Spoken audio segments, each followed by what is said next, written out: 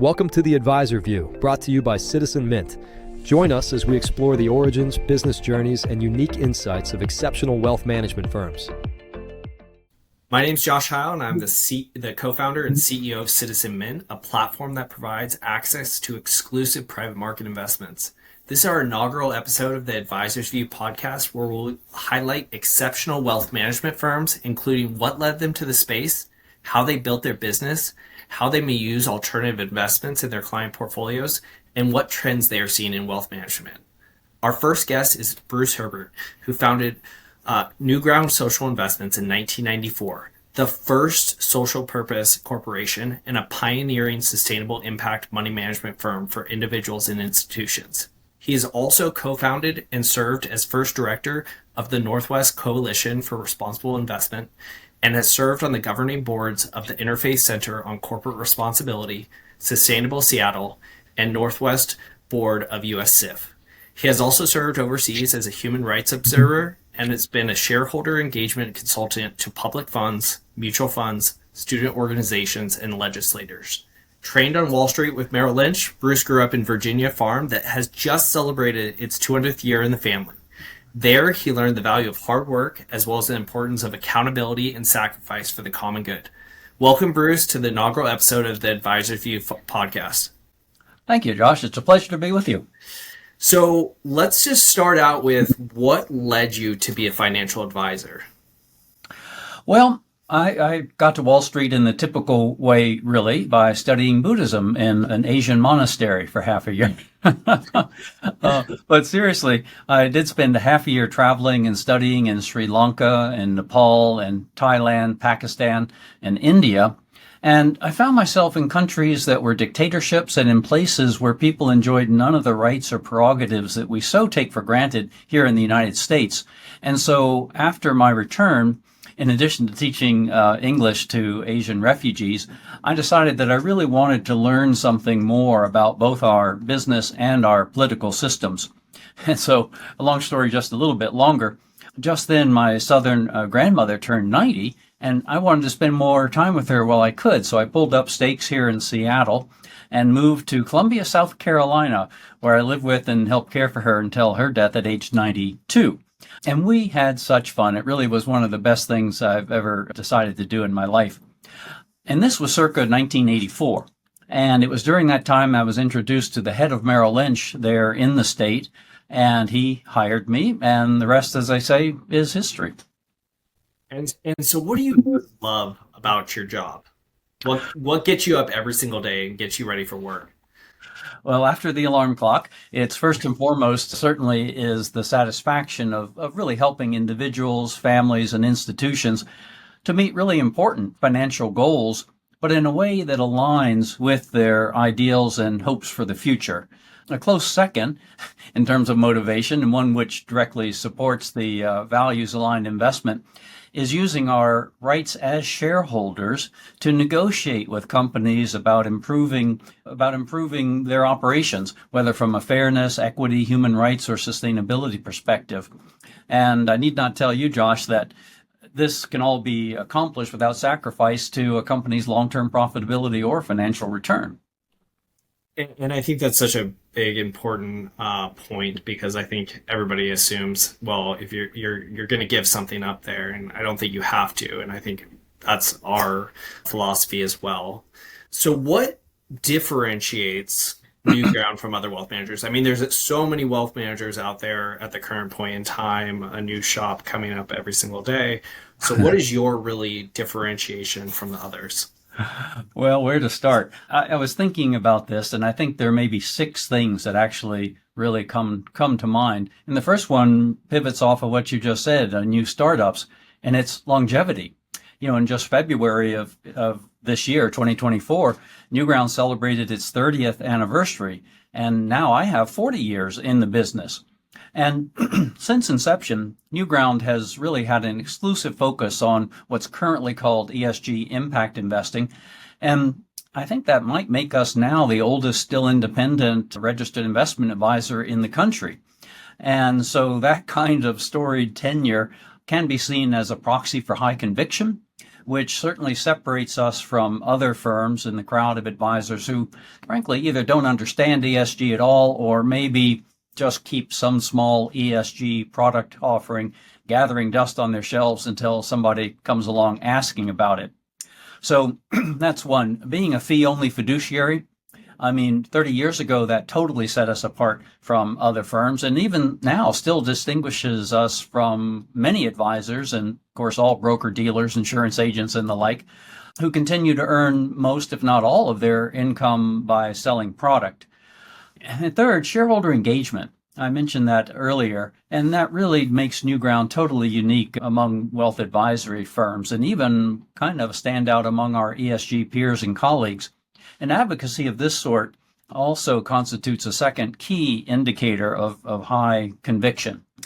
We do a lot of policy work, wading into the legislative fray to ensure that the rules of the investment road don't just benefit Wall Street, but actually are fair, just, and equitable, for all. And one can probably count on fewer than two hands the number of advisory firms that devote time and resources to this kind of policy work, particularly if you're on the progressive good for all side that we act upon.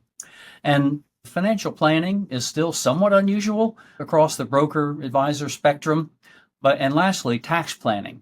Tax planning for clients is now really the cutting edge, and Newground has been involved with that since 2019. So there maybe are other things, but these 6 considerations we think constitute the real highlights that listeners should consider and be aware of when they're considering any firm. Yeah, and I think that's key, like just how long you've been in the space and your longevity in the space and your knowledge of these policy issues is so important. And can you talk about, you've been pretty active in your work with companies, and just talk about that activism and what you're most proud of, or an example of ways you were able to change things at a corporate level? Thankfully, over the 30 years, there have been a lot of ways. Political spending, the disclosure of political spending and use of corporate money has been a real hallmark of our work. We got started in that in colleague with friends at the Center for Political Accountability in Washington, D.C., Bruce Freed and cohort. And we got started about 5 years, half-decade before the Citizens United case came down. And thank goodness that we did, because now quite a large number, about 60% of the S&P 100 have signed very thoroughgoing disclosure policies and are doing that. And had that happened after Citizens United, not a single company would be there. And I think that Newground has filed more shareholder proposals in this arena than any other firm in the country. And I believe we've been successful with every one we filed at. So probably about 10 or 15% of the S&P 100 have adopted these kind of policies as a result of our efforts. McDonald's is another case, and NPR actually did a feature on this work, and it resulted in a global reduction of the use of highly toxic pesticides, starting in their potato supply chain, but then reaching out into all their other agricultural products, and then actually reaching from there to their peer and competitor companies. They thought what they were doing was so important that it shouldn't just be a McDonald's initiative, it should be an industry-wide one. I think about Starbucks. They actually were one of the companies that signed thoroughgoing disclosure policies around political spending, but they also one time went out and trademarked some place names, some area region names in Ethiopia, the birthplace of coffee. And the Ethiopian government was really outraged by this and said, these are our patrimony, these are our country and countrymen's property, not yours, Starbucks. And so the government reached out to Oxfam America, and Oxfam America reached out to Newground, and we put together a shareholder campaign in concert with Oxfam, and that led to Starbucks returning the patents on the trademarks, rather, to the Ethiopian government, and also pledging that they would never engage in that kind of activity again. And I might last mention just DuPont. DuPont had a strip mining plan, an operation to mine along the entire eastern border of the Okefenokee National Wildlife Refuge. And this is an internationally known gem. People come from all over the world to study the unique ecology of that region. And this 50-year-long dredge mining operation would have really wrecked the ecosystem in some irretrievable ways. And so through shareholder action, we got them to permanently retire the mining rights and start to mine elsewhere. I didn't mention they were mining for titanium dioxide, which is the seventh most common mineral on the planet.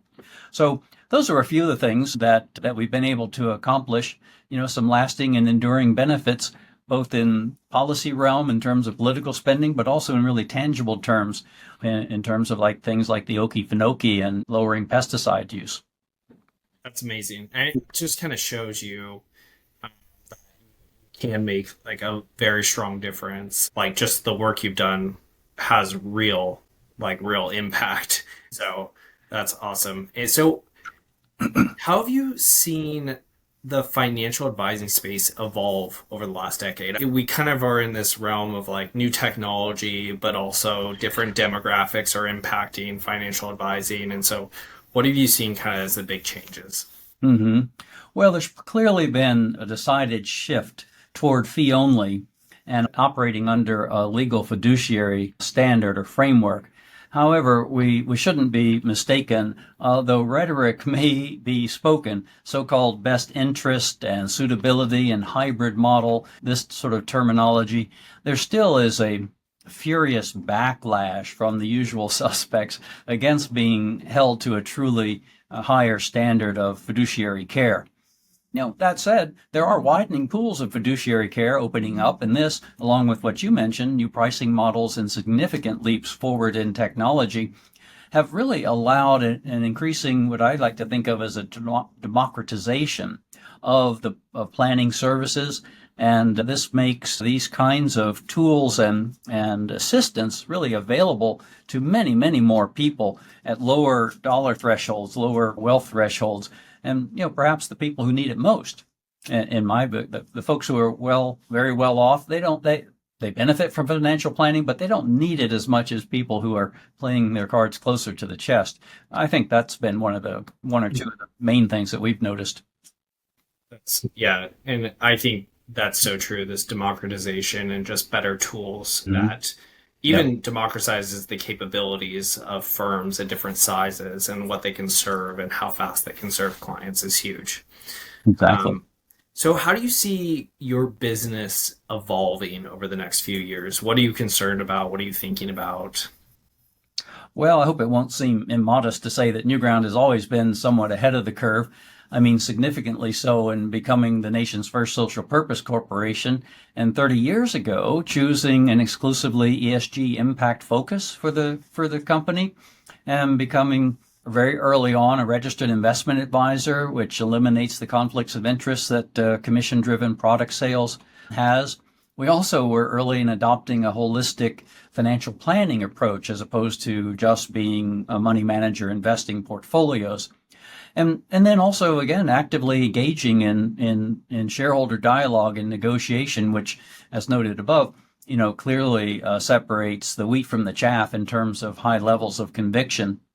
And so from that perspective, the future certainly holds more of the same as other firms really try to catch up in certain ways with Newground. But beyond that, we continue to deepen our tax practice, rather our tax expertise, and advanced planning services and capabilities. We're building on our team and building on my own law school experience and 4 decades of being active in the field. And we're also building on and forging new strategic alliances like ours with Citizen Mint and others, which allow us really to broaden our scope and also deepen our level of service to clients. Yeah, and I think that's, kind of one of the keys for us is, coming and being that partner to wealth advisors like yourself. They want to have an extension of their investment capabilities, and we can be that extension to provide those kind of investment solutions for clients. What are your views on alternative investments, and how have you incorporated them into client portfolios in the past, and how do you think about that going forward? Well, while there might not be any universally accepted definition of what constitutes an alternative investment, in the main, we think of them as investments or asset classes that don't typically correlate to the equity or fixed income components, of a portfolio. So for this reason, they tend to dampen volatility and improve the consistency of portfolio performance. Though it has to be said, they can sometimes create a little more of a heavy lift in terms of regulatory scrutiny, performance and tax reporting, and occasional client questions over fees and manner of billing. But where clients are accredited and therefore qualified, and they don't mind some modest level of additional complexity, alternatives can really benefit the investment experience over the long haul, while also providing meaningful and enduringly positive impacts on the ground. Mm-hmm. From an investment standpoint, what drew you to utilizing like a platform like a Citizen Mint? Oh, well, you're kind to say it that way. I don't think there are any platforms like you. And so the answer to this question really quite simple. There are four things really. The integrity of the principles of you, Josh, and others, your founders, co-founders, the ingenuity, I think, of the platform, the impact of the investments as mentioned, and also the democratization of access with the lowering of both cost and minimums, thresholds to entry. I think Citizen Mint has really taken a complex, opaque, and potentially risky area of investing and made it quite approachable, scalable, and also more safe for institutional investors like Newground. And then when you add to that the foundational model, the foundational model of your enterprise, as well as your consideration of each project along the way, is infused with a real values and positive impact orientation. That's why we feel Citizen Mint, is a powerful and almost ideal sort of strategic partner. Yeah. And that's what we're ultimately trying to be, is just a great partner to the wealth advisors we work with, like you, Bruce. And you guys do great work for your clients, and we're trying to do also that great work where we can provide solutions for your client set, both on financial security point of view, but also from an impact point of view, and really hitting their values and the things they care about. What are your clients asking for? This is a great curiosity question. I always ask this to investors. What are your clients asking for solutions? Are they asking for income, reduced volatility, growth? What are they asking about? Yes. Well, first and foremost, values alignment is what draws clients to Newground. They seek us out. That's what they're seeking, and they find us. And then I'll sort of separate. For older clients, it's retirement and estate planning, drawdown efficiency, meaning what's the optimal sequence of disbursement from accounts, how to maximize the tax benefits of philanthropy, and then integrating each of these things, into considerations of lowering the lifetime taxes paid. Now, for younger clients, it's a different set of things. They're navigating and making sense of a myriad of life stage transitions, all of which are new, and so sometimes quite daunting. Marriage, children, homes, businesses, jobs, including some very complex compensation plan packages sometimes, college planning, elder care for their own parents, and then also eventually their own retirement. And you have to start early to make sure that works out as well. So, when you lay it all out and think about it in one fell swoop like this, it can almost seem really daunting and tiring.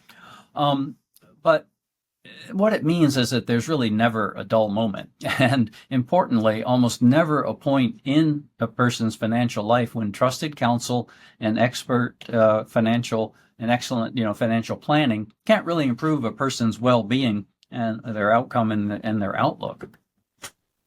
So true. And I think that's, it, and it's a little bit different for everybody, but essentially what I would always tell clients is I lose sleep so you don't have to. I like that. Yeah. It's their biggest concern is their finances in a lot of cases. If you can be that trusted advisor to be like, Bruce has got it, he's taking care of it, he's setting us up for success over a long period of time, that gives people so much security, and they can live their life, which they've worked so hard for that retirement, or maybe even just my kids going to college or that big purchase. And so knowing that you're alongside them is such a value add. What are the biggest challenges advisors are facing today? Well, there's quite a list, but I think one of the biggest is the perpetual need for advisors to remember what our role as advisors truly is and to remind clients of that. Now, what our role is not, in my view, is coming up with hot stock tips or predicting the daily gyrations of the market or frenetically changing course in response to every piece of new news. And yes, we do analyze trends in markets as well as specific investments when we're making portfolio allocation recommendations. But the most important job of an advisor falls into the realm that's called behavioral finance. And it involves really coaching clients through their fears and misapprehensions toward really staying faithful to and invested in a well-grounded and well-thought-out financial plan. And from this perspective, a huge challenge to both investors and advisors alike is the 24-hour news cycle, populated by a plethora of titillating but inaccurate, short-term and scaremongering information. And all this does, frankly, is feed anxiety. And it causes clients to take short-term steps that will almost always be detrimental to their long-term best interest. And so for this reason, we always advise clients to adapt a media diet when it comes to both economic as well as political news. And I'll just stop there. I think that's one of the biggest things. Getting the right mindset is the most important setup to successful investing. And that is so true. And I think that honestly is number one. You see clients make the biggest mistakes when the news cycle or things are happening, and it's like you're investing for the long run. You're not investing for today or tomorrow. And so you can make way too big of mistakes if you start moving that plan around. Sure. And I think that there's an expression for that. It's time in the market is more important than timing the market, So. Exactly so. Mm-hmm. So what excites you about the future of the advisor space in your practice's future specifically? Well, let's see. I think there are several lenses one can take. From a financial perspective, the more complex the world gets, the more beneficial a qualified advisor becomes. Yeah. And add to this that technology as well as pricing models can and have democratized and lowered the point of entry for ever larger cohorts of people. I think that's very exciting for the industry as a whole. And together, these things evidence real growth potential for the industry.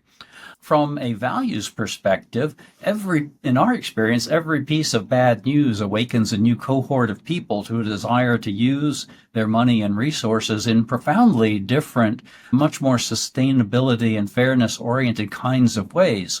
And so that means that there's growth of the ESG impact advisory field generally, but even more for the most respected and tenured industry pioneers like Newground. That gives us even more opportunity as people understand the nuances and distinctions between different forms and practices of ESG.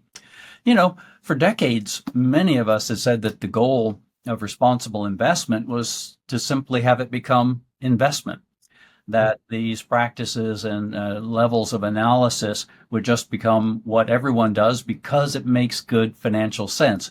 And really, interestingly, that is becoming the case as ESG considerations are becoming more and more mainstream. And why? Because they allow a deeper understanding of a company's operations and the opportunities that they have, as well as perhaps the liabilities that they may face.